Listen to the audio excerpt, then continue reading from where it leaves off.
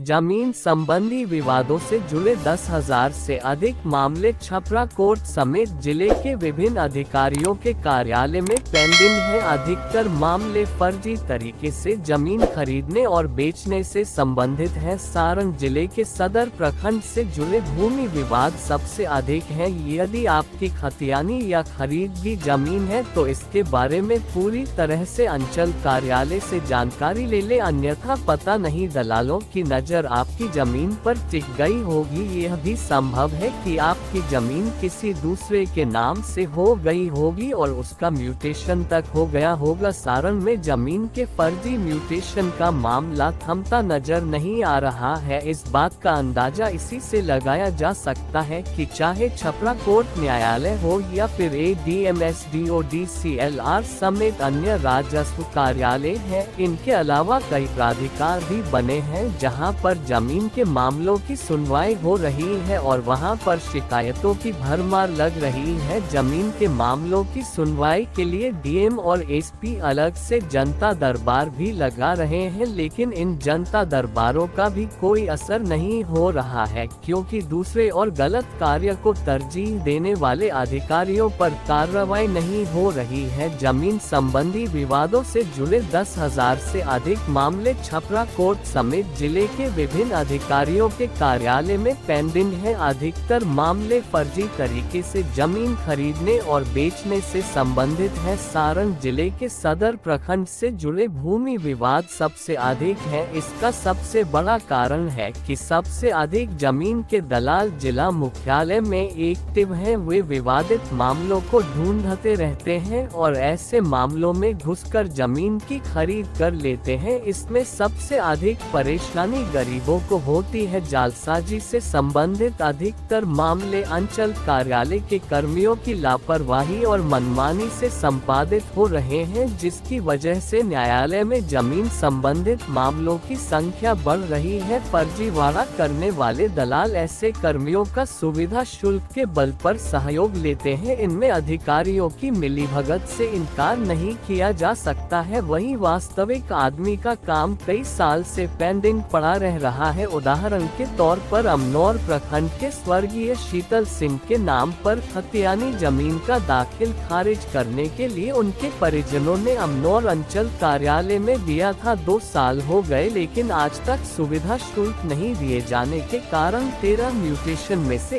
एक का भी अब तक निराकरण नहीं हुआ है। यह अपने आप में बड़ी बात है कि एक तरफ जहां सरकार म्यूटेशन के मामलों को निष्पादित करने का दावा कर रही है, तो दूसरी तरफ उनकी ही मातहत अधिकारी उनकी आंखों में धूल झोंक रहे हैं। ये तो महज उदाहरण भर है। ऐसे सैकड़ों मामले हैं। जमीन से जुड़े मामलों में यदि अंचल स्तर से कर्मियों और अधिकारियों की लापरवाही सामने आती है तो विभागीय और कानूनी कार्रवाई की जाएगी। जिलाधिकारी का सख्त आदेश है कि ऐसे मामलों पर निगरानी रखें और यही कारण है कि सप्ताह में और महीने में कई बार आम लोगों की शिकायतें सुनी जा रही हैं।